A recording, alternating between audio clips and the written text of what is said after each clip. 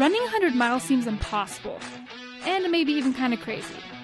And it is, but we believe in big crazy dreams. That's why we ran 100 miles.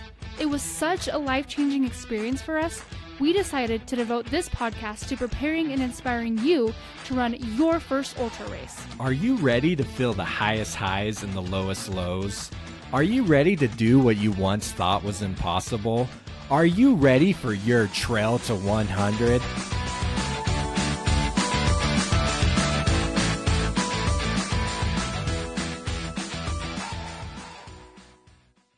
Thank you for joining us here on Trail to 100, the podcast made to help you finish your first 100-mile race. My name is Jacob Bateman, and joined along with me today is my beautiful and lovely wife, Melody. So excited to be here today. Yes, so excited to have you, Mel.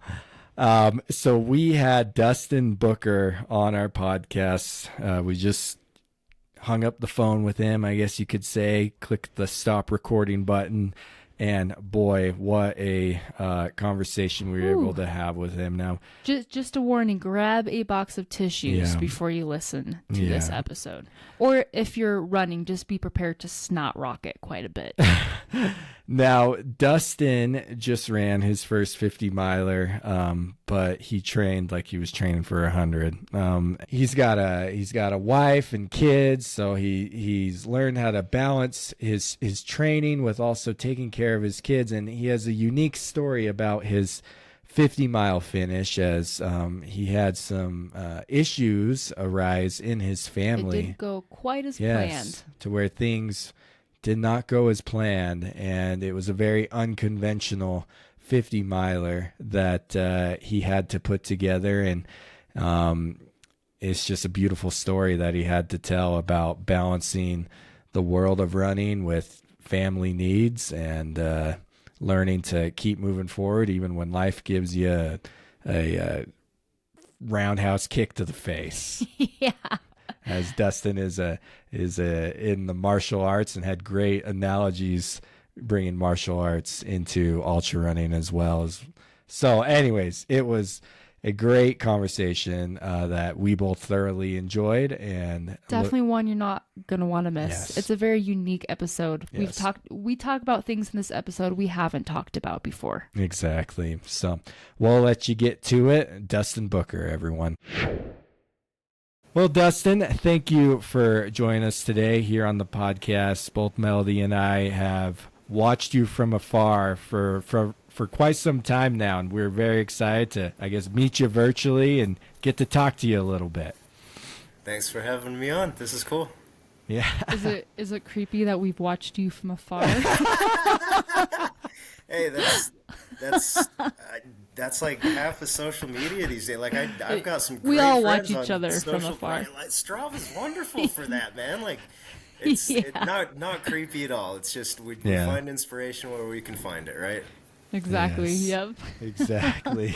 Exactly. So, Dustin, what brought you in to the ultra and trail world in the first place?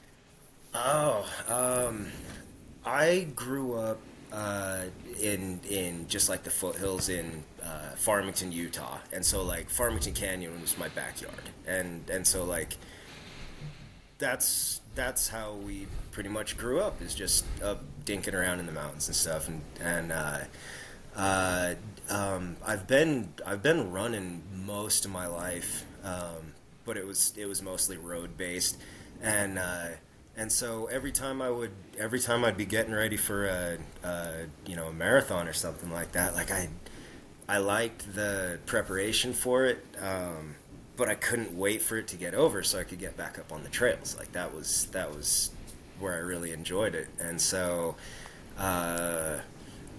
with it finally got to the point where I was just like, hey, I would rather be doing this solely, and then that combined with a couple of lingering injuries where I couldn't do some of the other things that I like to do, and it's like, okay, if this is all I can do at this point, then let's go all in, and it just kind of progressed from there, and there's something, I don't know, there's something really spiritual about being up on the trails. Like, it's you lose yourself, you find yourself, like whatever. When you start on a trail run, whatever's on your mind, whatever's bugging you, whatever you're working through, by the time you're done, that's kind of been playing in the background the whole time, and it works itself out, and then you kind of have that full body exhale, like, okay, I dealt with whatever, and then you realize you're in a beautiful place, and you're like, okay, this is a good day, and then you feel ready to go attack life again, come back to reality, and so that's what keeps me coming back to it. So you've used it as a form of therapy, which I feel like absolutely. I can relate to that. I know a lot of people can relate to that. Yeah, totally. You just completed your first 50 miler. At what point did you know, like, hey, I want to go for that 50-mile distance? So a couple years ago, I did my first official trail run. It was the Buffalo 25K, and then did the 50K, and there's always just that pull at the end of it, where you're just like, I want to keep going, like I want to do more, and so I was planning on doing my first 100, but our youngest has some pretty gnarly medical issues where I can't really be away overnight, and so that I was planning on doing the 100, and then wife and I talked about it. We're like, this isn't the plan for right now. Like, there might be a time for this later on, but it's not right now. Time and season. Yeah, and I'll get there when I get there. But we decided, like, okay, a 50's doable. Like, I can. That's just a long shift at work, and so yeah, it was I don't know, maybe about last summer that it really started becoming a reality. Like, okay, let's step this up. Let's see how far we can take this, and here we are. Yeah. So you said something there that's caught my attention, especially as, I mean, a relatively new father myself. I got an 18-month-old kid. Congratulations to you both. Thanks. Thanks. And like, I got into the ultra world before I had any kids. So Melody and I could just go hit the mountains every weekend, not a worry in the world about what's going on back home. Man, we thought training was so hard. We had it so easy. Yeah. We still thought we were like, we were the toughest people alive, but yeah. No, parents are the toughest people alive. Yeah. And so ever since having Travis, like Melody said, things, perspective changes a little bit. And sometimes when I'm out running, sometimes I wonder, like, am I neglecting my at-home We've had to redefine our relationship with trail running. Yes, yeah. It's been morphine lately, and like, but then you also bring up like the spiritual aspect, how it helps you clear your head, in that sort of way. So I guess, how have you found to balance that as you were training for, this 50 miler and things, and it sounds like you have some pretty serious stuff at home that you are trying to balance with your family, and also by, reaching your own goals. Yeah. So training for me, I like the training part more than I like the race part. I love the race part, but I love the training part. So amen. So I run a couple of times a week, just like shorter ones, but Sunday is my day. I get up crazy early and I'll go run 6, 7, 8 hours or whatever, and that's my time. And so and I'm okay with that, because that, like with what you're saying, where you're trying to find this balance, and it's like how that saying goes, you can't pour from an empty cup. And so this is how I refill my cup. So Sunday morning is my day where I go run for a really long time, and that refuels me to be able to come back and take on the week, take on whatever challenges and responsibilities I have. And so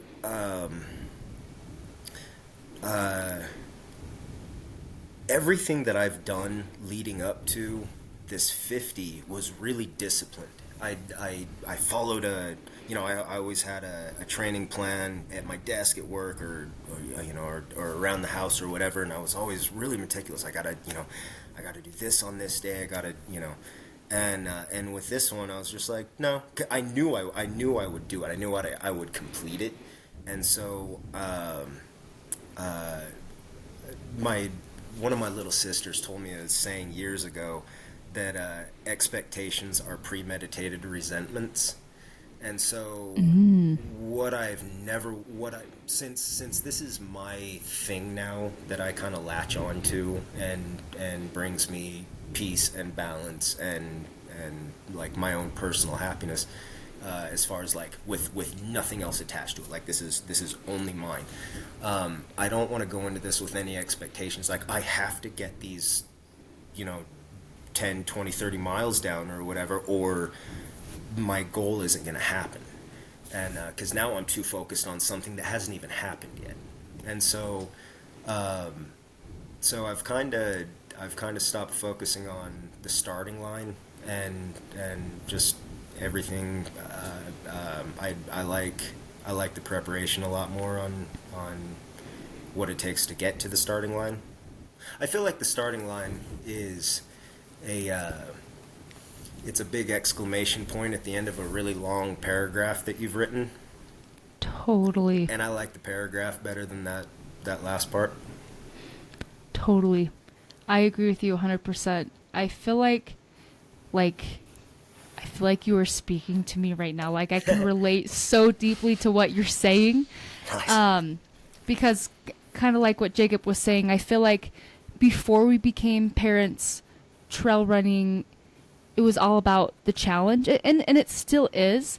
But we both started out like that, where we were super disciplined, super regimented. We followed our training plans to a T. I think our very first 50, we had this training plan, and I think we missed like 2 runs on the entire thing. It was this 15-week plan. You can't be that disciplined, that strict as a parent. You have to learn to be way more flexible. And it has turned, for me at least, it's turned more into, like what you said, a way to fill up my cup, a way to rest, a way to take care of myself, a way to get to the mountains, connect with nature, connect with God. And it definitely, it turns into something else when you have kids, when you have kids, when you have lots of responsibility. And I think it's awesome that you've turned it, instead of following this strict thing, you've turned it into this, like, this is my therapy. This is my me time. And I think it's awesome that you put aside that me time for yourself every single week. That's super important. Well, and it's like what we do is super selfish. Like you're I'm asking my wife to take on all of the responsibility for 6, 7, 8 hours on a weekend day, on a weekend morning, so that I can go, connect with nature, go run up a mountain or do whatever I do. And so it's what we do is a selfish sport. But I have never found so much peace and balance, and within myself personally than when I'm doing this. Like I don't think I missed one weekend through the winter. Like it didn't matter what the temperature was, it didn't matter what the conditions were, but I knew that I needed to get out and do this, because if I want to be 100% for my family or my job or like whatever it is, I have finally in my mid 40s I finally found the thing that works for me. And there are a lot worse things to be addicted to than this. That's for sure. So it is a selfish thing, but it's I have found it necessary for me to continue suiting up and showing up every week. Well, the thing is it selfish though if it's filling up your cup and it's allowing you to be your best self when you're with your family, right? And that's kind of the what's the word I'm looking for? Not agreement, but that's the aha moment that you have to come to. Yeah, for sure. And I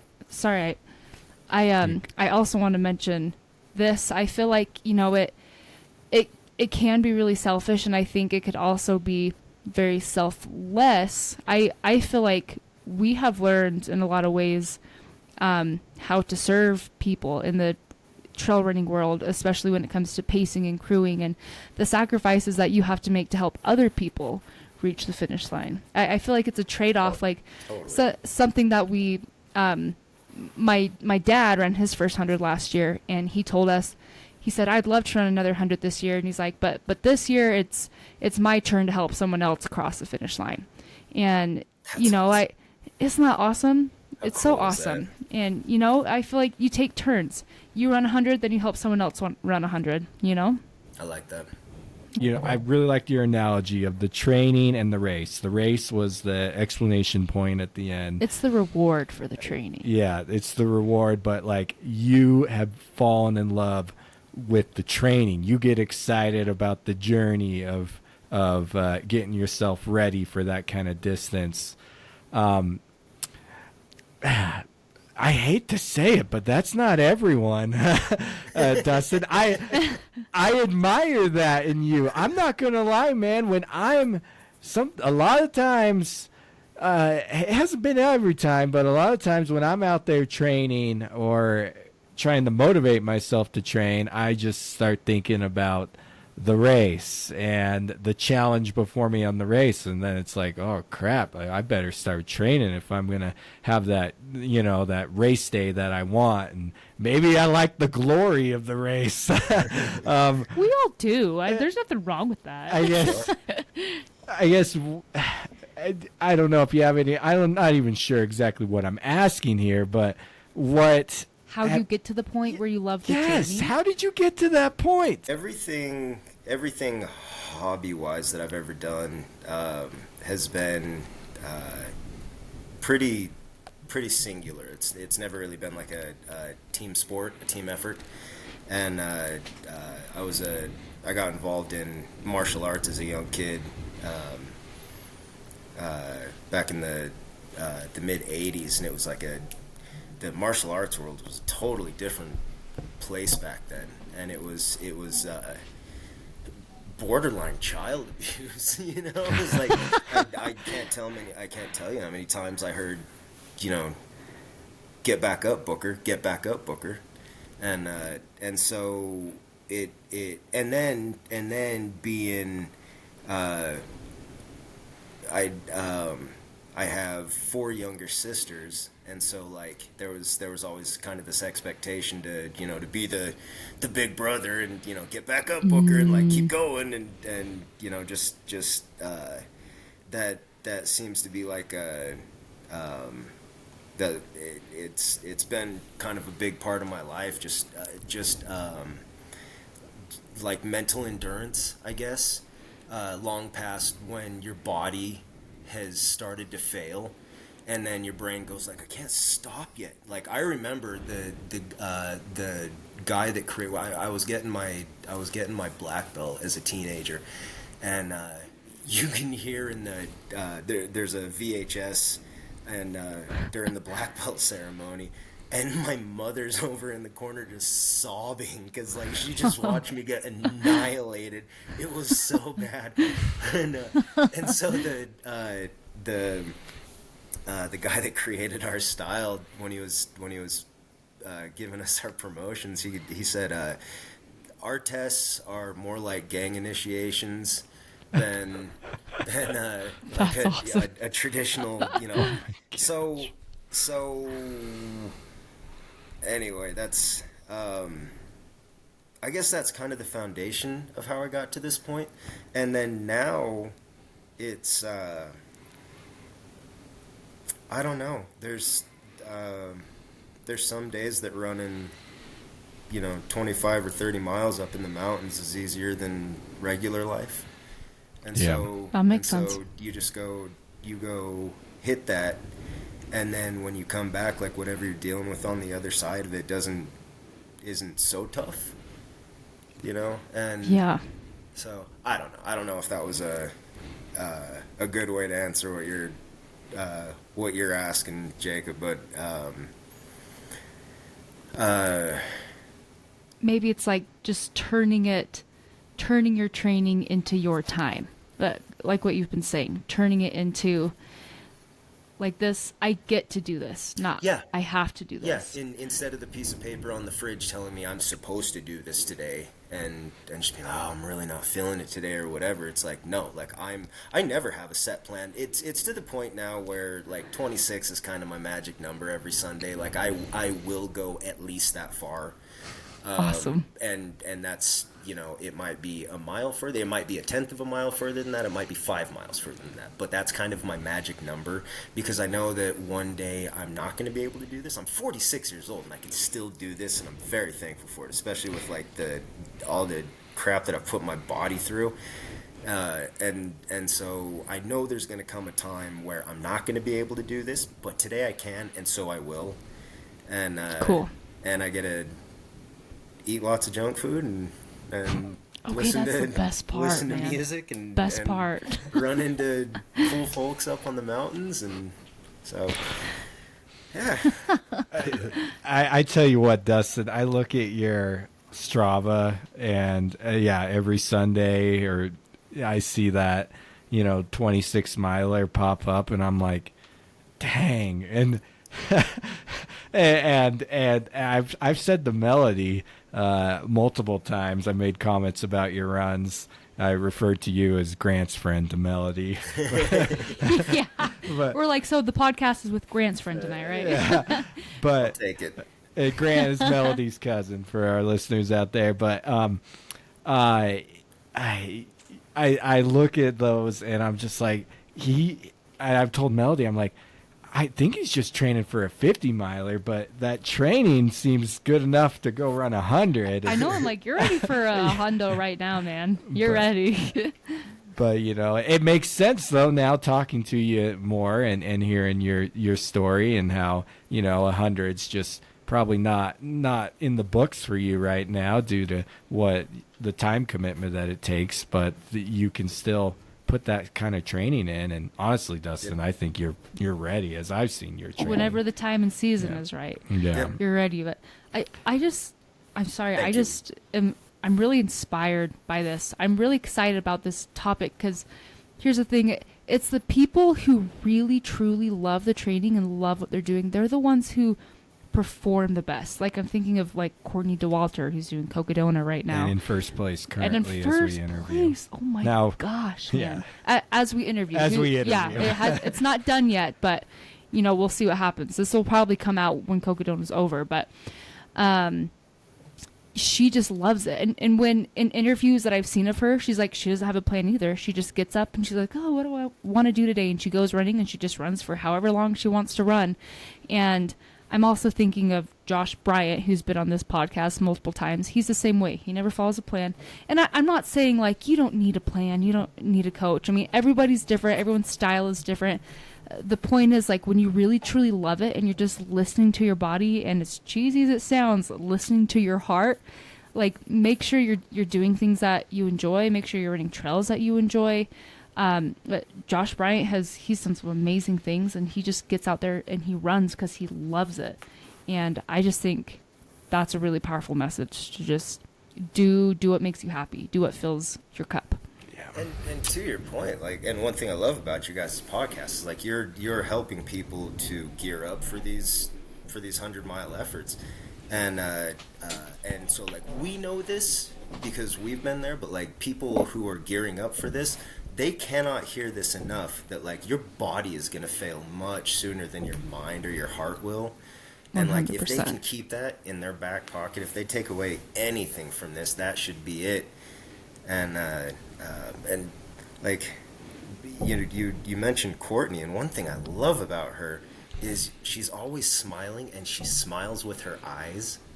Yes. You know what I mean? And so like which just proves it's genuine. You can Yeah. tell. You can look in someone's eyes and you can tell that it's genuine. You know. yeah, she finds so much joy in doing this, and like this is her art. This is her paintbrush, and it's like, Exactly. it's awesome. I love it. It's so inspiring. I don't mean to take over, but I just got to share one more thing. Yeah. When you say like this is her art, this is her paintbrush. This is something I was telling Jacob the other day. Is I feel like as recent parents, we've been feeling a lot of big emotions, lots of high highs, lots of low lows. And I told Jacob, I'm like, I'm using my runs to like process these feelings, and I'm like feeling my feelings on these runs, kind of like how Taylor Swift writes, uses her feelings to like write these songs. I feel like I'm using my feelings to train, and it's been so therapeutic. So I feel like it totally is an art, and it actually is a beautiful way to like process and feel and even express your feelings. So No, totally. Like, do you know how healthy what you just said was? Like, have you noticed how many 40, 50, 60-year-olds there are in the ultra community who are still doing this and who are still killing it? Is because like I love joking. Like I used to joke around with I've joked around with your cousin about this, because he's in his 20s, and we've talked about this, about how like you don't see a whole lot of people that young involved with this, because like life just hasn't kicked your butt enough to make this like easy yet. You know what I mean? Like life kicks your butt enough that you can go out and do these efforts, even in your 40s, 50s, 60s, or whatever, because you've tackled bigger things than this, and this doesn't seem so bad. So, with exactly what you're talking about, I think what you're saying is super healthy, because you're learning how to process these difficult things in a really healthy way, because not everybody does that. Like I quit drinking like 5 years ago.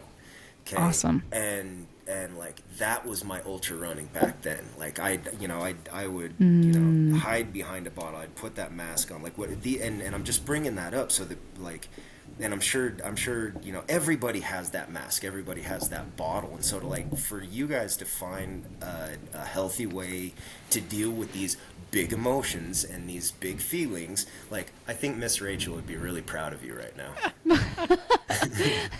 She would. How do you know It's okay to she's a feel daily occurrence big in our feelings house? are okay. We call her the co-parent here. That's so funny. I like it. Oh my gosh. Well, Dustin, so we want to get to your 50 miler. We could talk. I could talk about this all day. Yeah. Man. I feel like this could be a 3-hour podcast. Yeah, So anyways, Jacob, last thing. Okay. I feel like maybe you just need to learn to feel more feelings on your own. Maybe that will help you enjoy the journey more. Feel the force flowing through you. Yeah. But you gosh, Dustin, you put a lot of good things into perspective, but that's beautifully said. Totally. I do want to say that. Yeah. So, all right, Dustin, you're 50 miler. So you're signed up. You decide Antelope 50 was going to be the race for you. Yeah. The Buffalo 50, I guess, on Antelope Island. We always always Antelope. called the antelope. I don't know. So the Buffalo 50. So from my observations, training went pretty well. Was there any hiccups in training that you came across, or did it go pretty much as planned? Sunday runs were great. It was all through the winter time. I was just thankful to get out. Like nothing went wrong. Everything was great. Yeah, I felt good going into it. And Yeah. That's awesome. So then tell us about how race day played out for you. Okay, so our youngest, she just turned 3, but she was born with a couple of conditions. One's called Klippel-Trenaunay syndrome, which is they are vascular malformations, And then she had to get so part of this is that one of her legs from her butt down to her ankle is probably like 50% bigger than the other one. Okay. And then she has a birthmark. We call it her beautiful birthmark, and it covers most of her outer thigh, and it's got little they look like little blisters. They're little blebs, and so if any one of these gets knocked, it bleeds almost uncontrollably. And so like when she was 4 days old, we got home from the hospital, and like 4 days later, one of these started bleeding, and like I couldn't get it to stop. I had to call an ambulance, and nobody knew what it was back then. Like it was probably a good 9 months before we started getting any kind of answers. So she had to get a punch biopsy out of her leg, and so they did some genetic testing, and they figured out that she has a PIK3CA mutation, which is a like lymphatic overgrowth, and so they just identified this gene 12 years ago. Wow. And so if our older kids had this, we wouldn't have known. And so it's just been an insanely wild ride the last couple of years. And so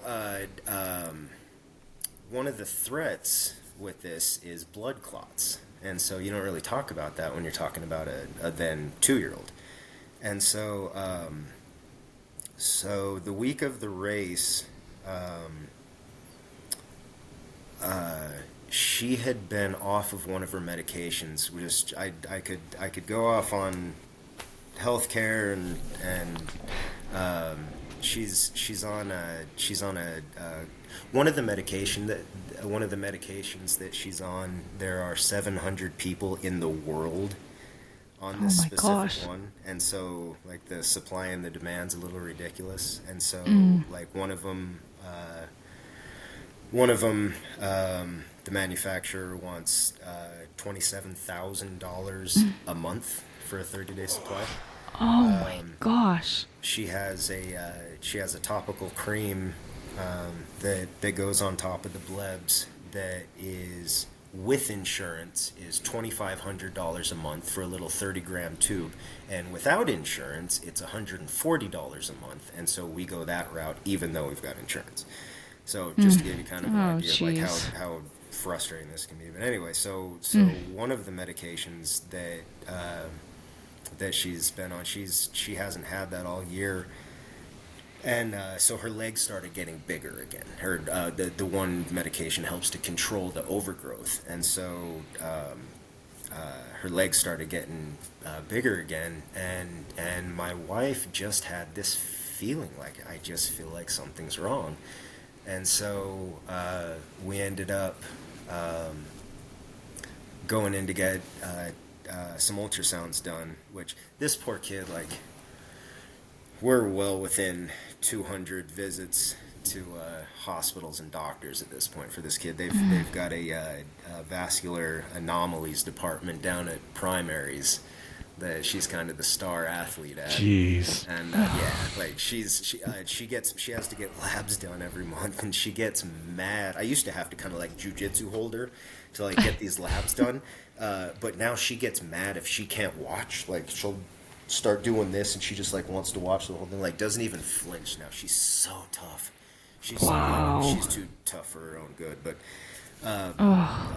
so anyway, that's the just kind of the foundation of this whole story. But so my wife just had like this really bad feeling, like something's up, we need to find out what this is. So we went to our pediatrician.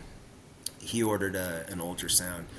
Somebody dropped the ball along the way, and like we started getting the runaround, and it would have been so easy just to be like, okay, no big deal. But she kept pushing. Good for your wife, right? And so she went from we that day we ended up going from our hospital here in Ogden ended up going down to about 20 minutes away to a different one, and they did an ultrasound there and found blood clots in our 2-year-old. And so gosh. they said you need to go down to primaries down in Salt Lake, which thank goodness is only like an hour away from us. And so we had to jet down there, and we spent 8 hours in the ER, and she just sat there the whole time, just such like a champ. She just runs the place when she's there. And like for Christmas, she wanted a new stethoscope because her other one was too like baby, and she wanted a real one. So she has three stethoscopes now, and Oh my gosh. like seeing her play with all the instruments on the wall while we're in the ER, and hear her saying things like ophthalmoscope, or she says it better than I do, but Oh my gosh. so anyway, they wanted Watch to her do. grow up to be a doctor or And- something, right? She's just a superhero. She's going to change the world, Wow. I'm sure. But so they wanted to do surgery, but where this overgrowth is and where the birthmark is such a spaghetti bowl of giant veins under there that and that's where the blood clot was, and so they deemed that it wasn't safe to go that route, and so they got her hooked up with an IV, and we're blasting her with some pretty serious meds to help break up the blood clots from the inside out, and so that Friday that we were in the hospital, that was the day of the race, and so and my wife was so sweet.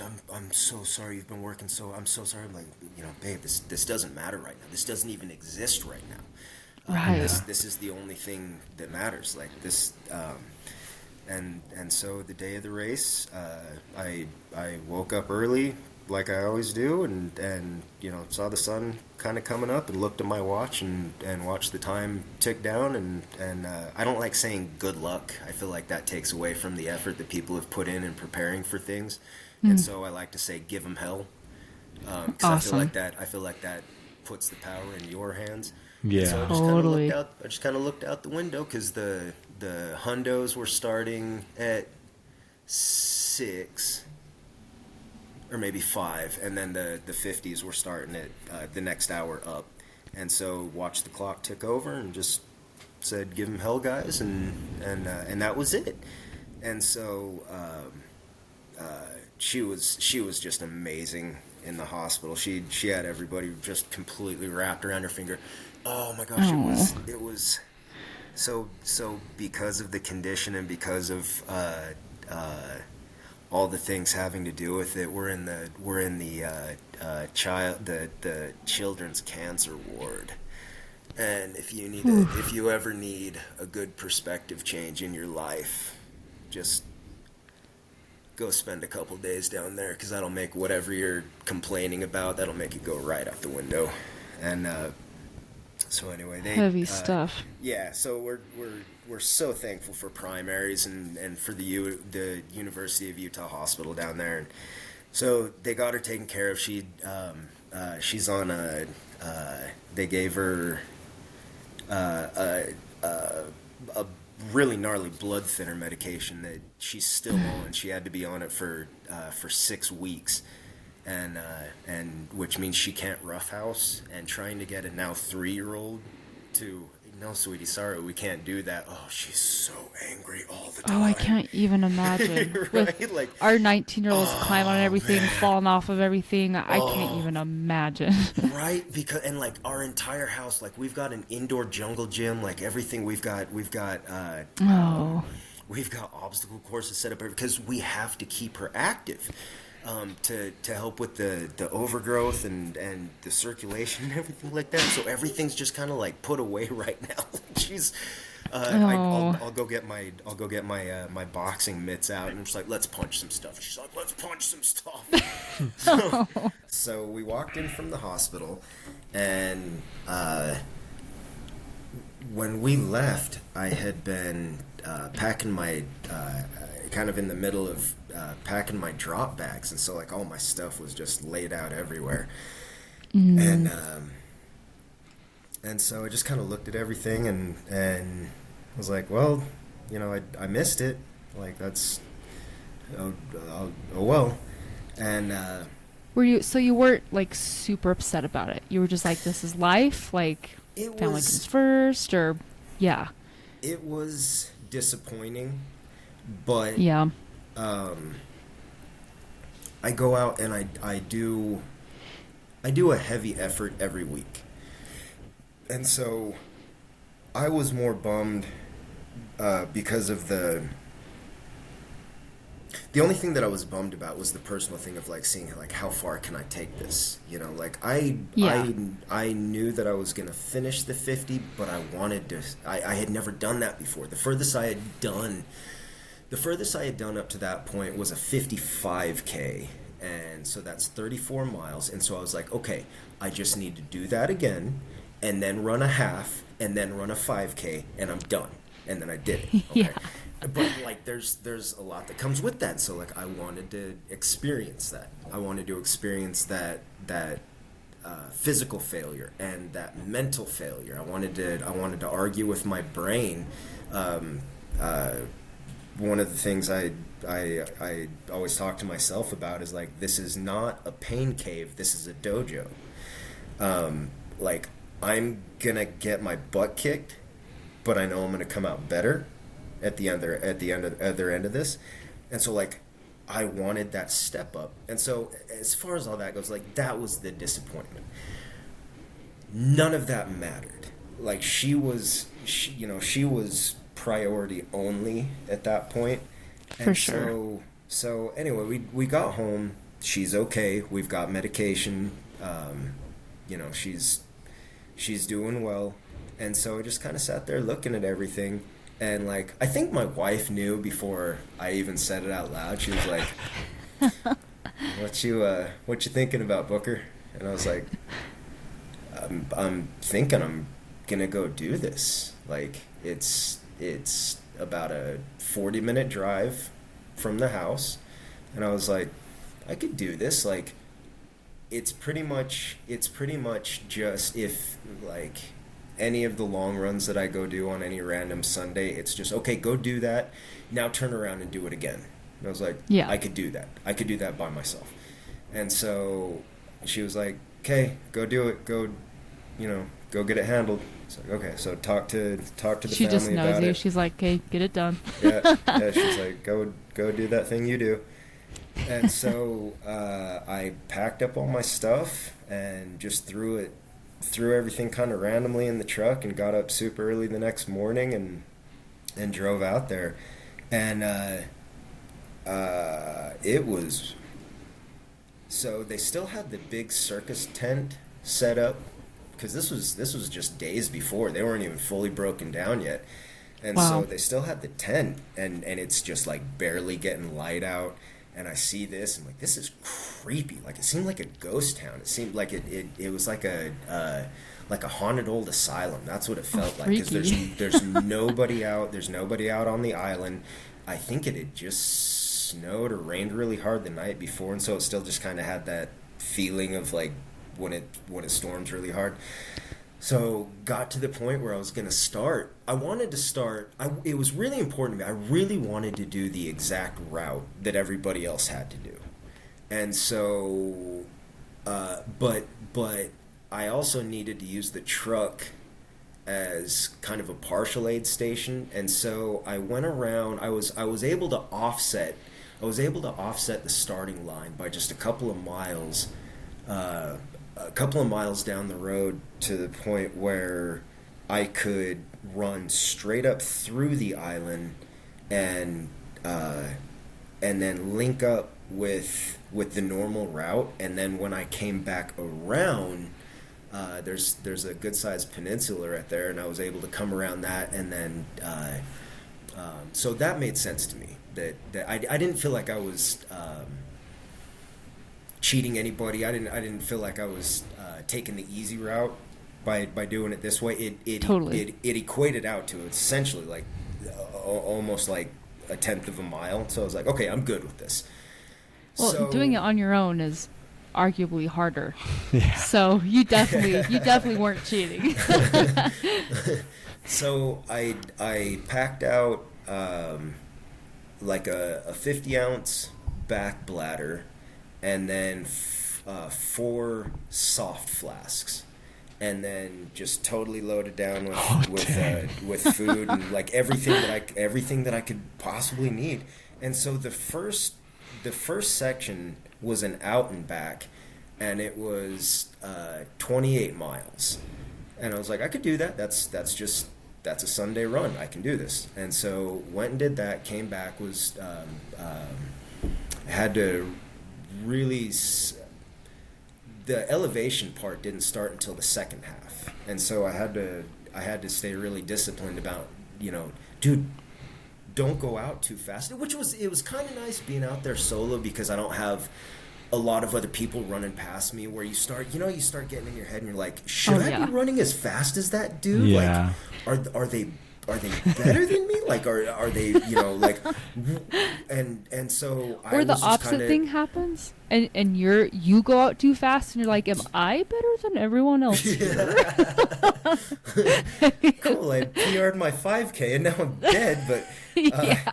so first half went great. I had been dealing with some ankle injuries from running all winter because on a lot of like the shoreline trails, it would snow or rain and people would run on that, and then it would freeze, and so there would be these big that's the 4-inch pock worst. marks. And Yeah. so when I would go out after that and just crunching on that, my ankles were just jacked from a good couple months of that, and so loosened my shoes almost completely all the way, and just knocked out that first 28, and felt really good, and then came around that peninsula and back to the truck where I was gonna reload, and my wife and our 15-year-old and the 3-year-old and my parents were there with signs, and That's awesome. They were my little cheering section, and yeah, it was awesome to see them. I swapped out shoes and reloaded everything and said, okay, it's time to be on my way. And so such a refuel to see them, and especially to see Aven there. To see our 3-year-old there after everything that she had been through, and be like, oh yeah, dude, like my running mantra, especially when it starts getting hard, is when I inhale, it goes aced shy, which I kind of post this cryptically on everything, but what it means is Aven endures, so too shall I. And so I breathe in aced and I exhale shy. So it's shy. And it sounds totally slithering, but like it works for me. And I Oh, that's awesome. I get so So much power cool. from this. And so especially like seeing her right then after the last week, I was like, oh yeah, dude, we got this. So I took off. So I've got like 22 miles left at this point, and this is where the elevation starts. And so I start making my way up the first hill there, and it was just a couple miles up there that all of a sudden, like, I had never experienced this before, but all of a sudden that's where my body started rejecting food. Like, it didn't matter what I tried to eat, my body was like, you're done, dude.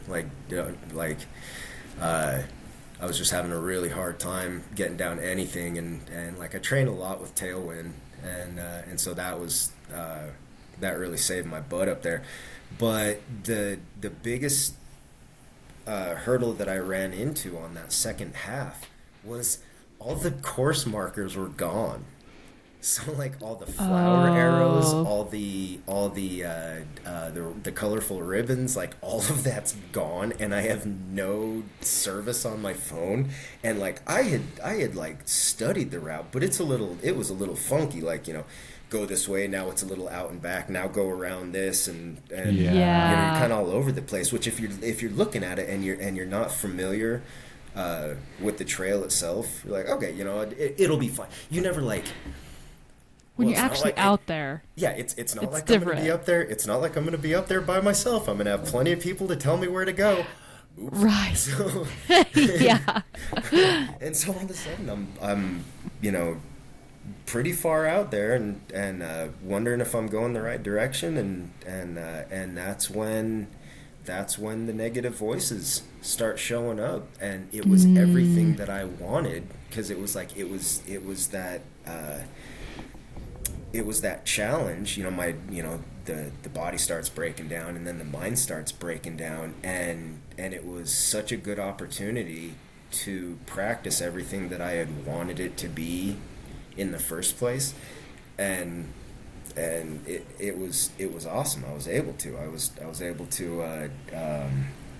on about the last 10 miles coming downhill, I got this really nasty pain in my outer thigh, and I couldn't figure out what was going on. It was horrible, and it got dang. to the point where I would audibly count 100 running steps and then 100 walking steps, and I couldn't figure out what it was until I was about probably 5 miles out, and I realized that one of my MMA students, we had been working on leg kicks, and where I was holding the shield, and this dude's just drilling me for an hour, and it was right where he was kicking me, and so he did. That's the a problem really with good job. martial arts and trying to run at the same time. That's why I Right. don't spar anymore. Yeah. Yeah. Yup. And Yeah.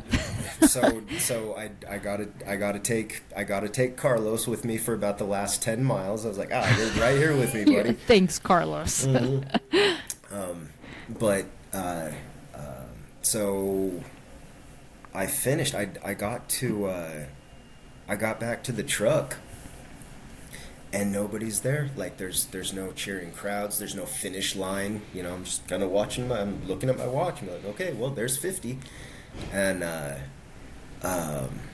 so all the things that we get used to about setting that goal and going out and accomplishing that goal, and you know, the cheering crowds at the end, and you know, you got that last little burst of energy where you can see the funnel, and you might have been kind of heel tone it for a while, but all of a sudden you find that burst of energy and you just blast through that finish line. Like there's none of that. There's none of that hype or anything like that. And so got to the truck and just kind of looked around, and before and after every long run, and especially races, I always bow in and bow out, just like it's a karate practice. That's and so awesome. So I turned around and looked back up at the island and bowed and kind of said my thank you, and got in the truck and cracked a chocolate milk and drove home. And that was it. Sounds like a good day, man. Sounds like a good day. Wow. So we one thing I like telling my kids, like, we finish what we start. Even if it sucks, we finish what we start. So we set a goal and we accomplished it. That's beautiful. That's one thing that I love about ultras is a humble finish line. And granted, you didn't even get that. You didn't even get like the one person clapping and the cowbell. You know, like it was just. But there's something really beautiful about that. Like, you did it for yourself. You proved to yourself that you could do it. I know you said you don't like to call it the pain cave. You were in the dojo, right? That I always compare 100-mile race to an MMA fight. It's like you're gonna go in there and you're gonna get beat up, right? And you need time to recover afterwards. But there's just something beautiful about going and doing it on your own, and like you said, finishing what you started. And there's also something really like poetic too about getting in your car, you're all by yourself, and you just open up a chocolate milk. Like there's just something like it's kind of beautiful, like just that moment of like, I did this thing, and now I'm going to enjoy this chocolate milk. I'm gonna soak this in. And I also think, I keep using the word beautiful, but I just think this whole experience is beautiful. I love that you bow before and after a run. That's awesome because, I know every dojo is different and everyone's kind of taught different reasons why you bow, but what I know about bowing is it's a sign of respect, right? So I think it's awesome that you're respecting the mountain, respecting what you just did. I think that's awesome. I appreciate that, and that's I'm sure folks have seen me do that, and they probably think I'm a little nutty, but I don't. That's not something I really talk about, and so I appreciate that you can appreciate that, and so thank you for that. During the whole experience, like my family knew that I was out there, but I texted Jeremy Tolman and Paul Stenger, and I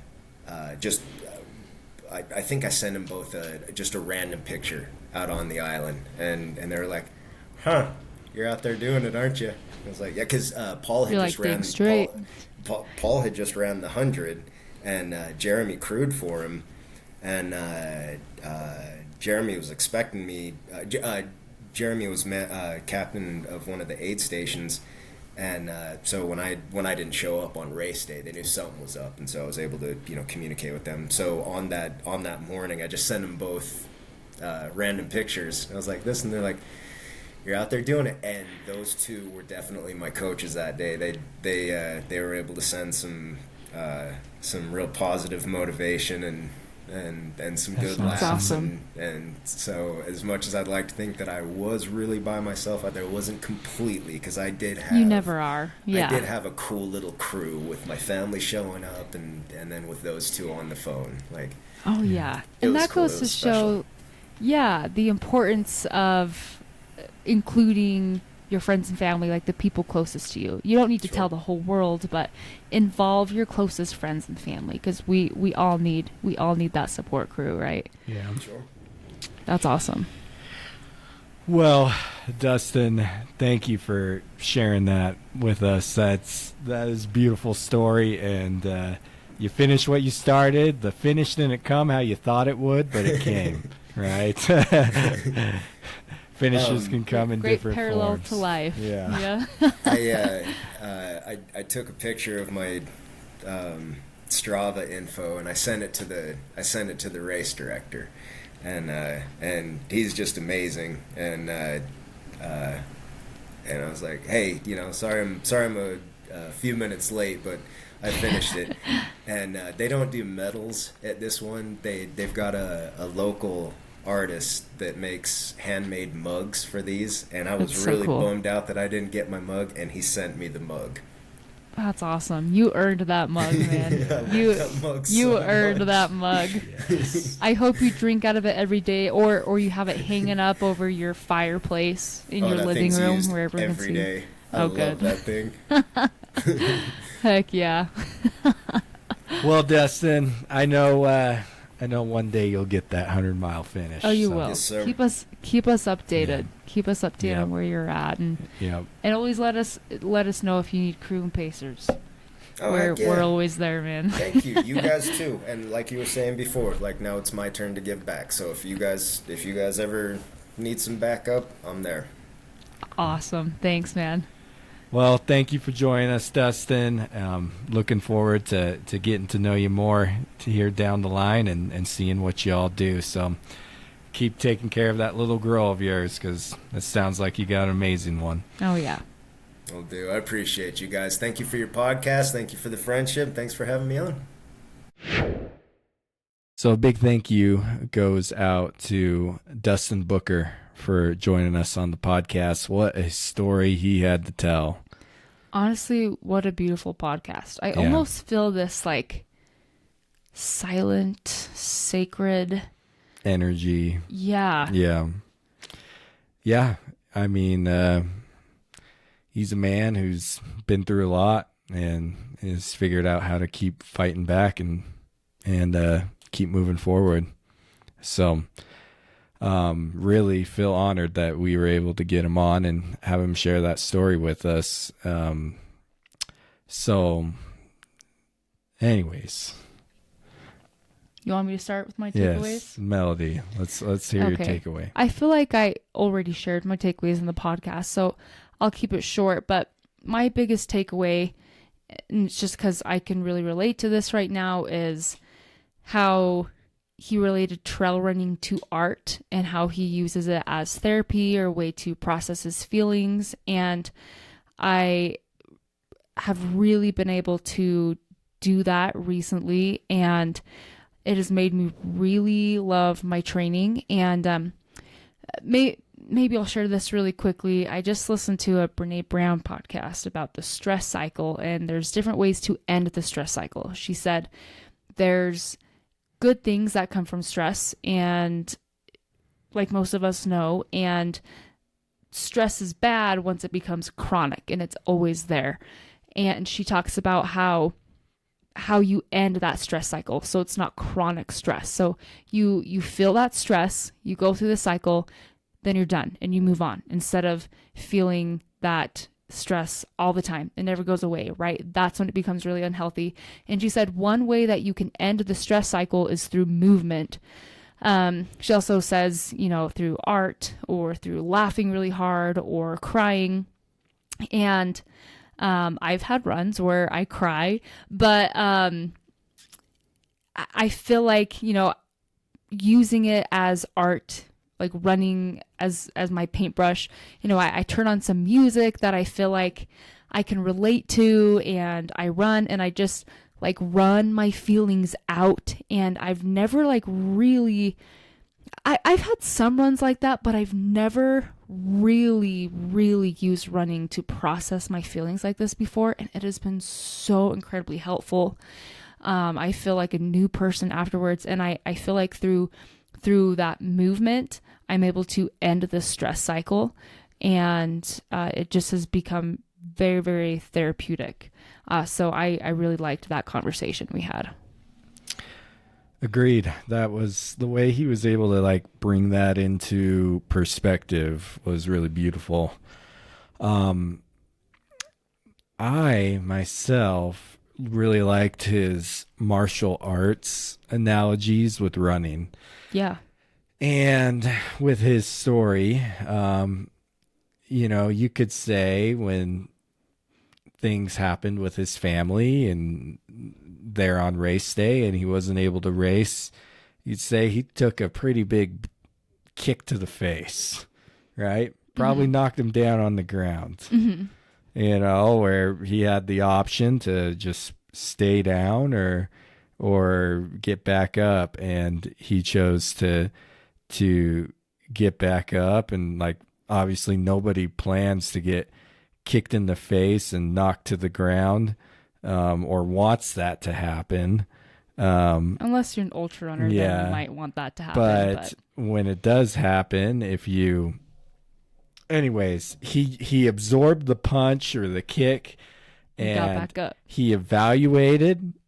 He took a pretty big blow. He evaluated, got back up, and then realized, oh, not only can I get back up, but I can now fight back. And so then he went out and ran that 50 miler, on his own, and he fought back and ended up finishing the fight. And I just thought of another analogy. Sometimes it's not always about winning the fight; it's finishing the fight. Oh yeah. Ooh, that's inspiration. Like how many I recently got into MMA the past few years, like watching it. Not fighting, but watching it. And I've seen some fights where I've come away like feeling like the guy who lost won because of the way he finished. He gave it his all. And the way he finished it. Yeah, and he gave it his all. And even though the judges said he lost. Dustin didn't finish. He was a did not start. Yes, right? technically he's a DNS. Yeah. Right. Yeah, but he got back and went and finished the fight. Yeah. And so to me it just is a good reminder to, when you get sucker punched and you get down and you think, wow, well, there goes my goals, there goes my dream, there goes this accomplishment or this line of path, or for me, then Well, there goes this plan, right? yeah, this plan. Then maybe, when you take that punch, okay, you took it. It's okay to feel it. Like, ouch, that hurt. Like, I'm sure Dustin sat there that day in the hospital room thinking, ouch, this kind of hurts. Like, I trained for that race. Other people are out there doing right now. Plus, he's having to watch his daughter go through this thing. Yeah. So lots of Ouch, punches. it hurts. Yeah. But then, okay, he got through that punch, and then he evaluated, okay, things are stabilizing out now, all right, my ears aren't ringing anymore. Yeah. I'm not seeing 3 people anymore when it's only one. And That's a great analogy. I like that. And then he's like, okay, I think I can get back in this, or at least give this another go. And he went out and finished that 50-mile race, and just on his own. And anyway, so just a reminder that's life. Life's a dojo. Not only is it a race, it's a dojo. Yeah, I like how he refers to it's not the pain cave, it's the dojo. Yeah. You're training, Yeah. Yeah, I think that's awesome. And one more thing is he was running for purpose. He talked about how he was doing it for Ava, and I think that's beautiful too. So yeah. Well, everyone, anyways, thank you, Dustin, for joining us on the podcast. That was a special hour that we were able to spend with you. Remember, everybody, we are putting on the Bear River Trail Race here on Evanston, Wyoming. Yes, we got a 10K, a half marathon, and a 17-miler coming up on July 12th. The link will be in the show notes. The race is sponsored by our good friends at Fleet Feet Utah, and so if you want to, you can even get a discount code because of them.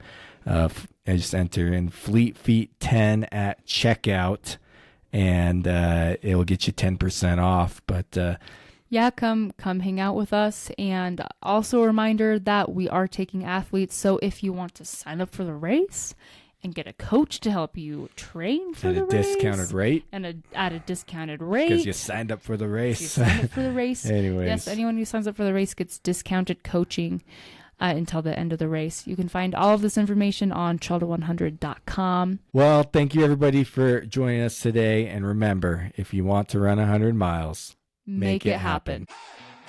Running 100 miles seems impossible, and maybe even kind of crazy. And it is, but we believe in big crazy dreams. That's why we ran 100 miles.